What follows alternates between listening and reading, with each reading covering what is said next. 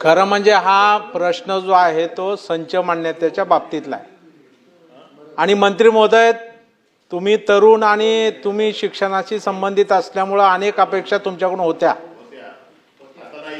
परंतु त्या अपेक्षा काही खऱ्या होताना दिसत नाहीत। गेल्या अधिवेशनात सुद्धा आपण आश्वासन दिलं होतं की या बाबतीमध्ये आम्ही बैठक घेऊ। दुसरं अधिवेशन आलं, बैठक झाली नाही।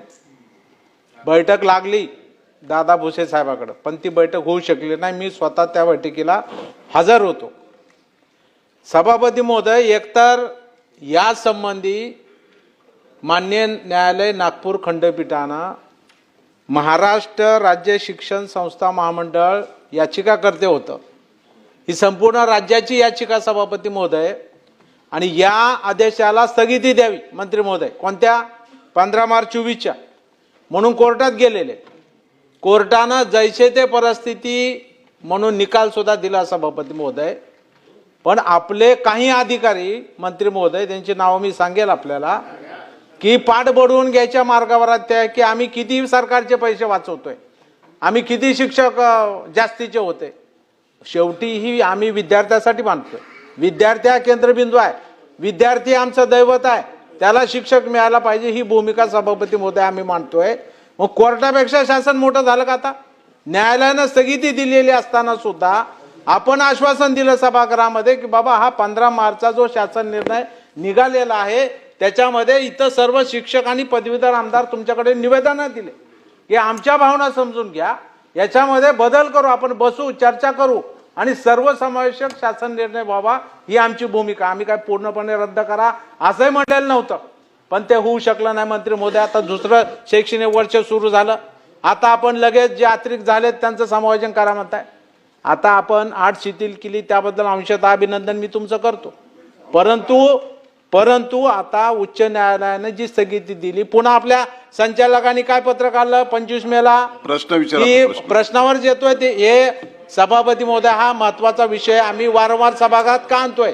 प्रश्न सुटत नाही म्हणून आणता सभापती महोदय, तुम्ही न्याय दिला पाहिजे आम्हाला।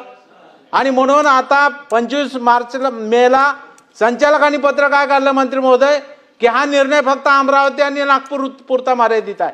असं नाही मंत्री महोदय, निर्णयाची कॉपी माझ्याकडे आहे, राज्याच्या बाबतीत हा निर्णय दिलेला आहे।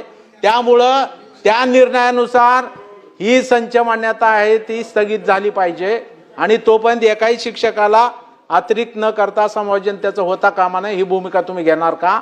आणि आता दुसरा विषय समोर आला, आम्ही तुम्हाला ओरडून सांगतोय की कनिष्ठ महाविद्यालयामध्ये अनेक ऑप्शनल विषय असतात, त्यामुळे ऑफलाईन संच मान्यता पाहिजे होती, आपण ऑनलाईनचा घाट घातलाय। आता जवळपास ज्यांची सेवा 27 वर्ष झाली तो माझा कनिष्ठ महाविद्यालय शिक्षक अतिरिक्त ठरवलाय तुम्ही, म्हणजे 27 वर्ष पूर्ण वेळ काम करतोय त्याला तुम्ही अतिरिक्त ठरवलेला आहे, त्याला तुम्ही अर्धवेळ केलंय। हा कुठला नाही, आज सुद्धा नागपूर कार्यालय उच्च शिक्षण कार्यालयासमोर उपसंचालकांसमोर धरणे होत आहे, छत्रपती संभाजीनगरला होतं सभापती महोदय। म्हणून माझा मंत्री महोदयाला या माध्यमातून अतिशय स्पेसिफिक आणि मुद्द्यातून प्रश्न आहे की शेवटी आपल्याला हे पुढे न्यायचं आहे, आम्ही याला विरोध म्हणून विरोध करत नाहीत, याच्यामधून मार्ग काढायचा आहे। म्हणून साठी तुम्ही सिंहाच्या शिक्षक संघटना असतील, जुकटासारखी महत्वाची संघटना एकच आहे राज्यात जी 45,000 शिक्षकाचं प्रतिनिधित्व करते, त्यांना सोबत घेऊन कनिष्ठ महाविद्यालयाच्या बाबतीतल्या संच मान्यतेचा प्रश्न आणि या माध्यमिक प्राथमिक शाळेच्या संच मान्यतेचा प्रश्न कायमस्वरूपी मार्गी लावण्यासाठी एक उच्चस्तरीय बैठक घेऊन हा निकाल लागेपर्यंत समायोजनाची प्रक्रिया थांबवून आपण करणार का? आता माझा मुद्देसूद प्रश्न आहे।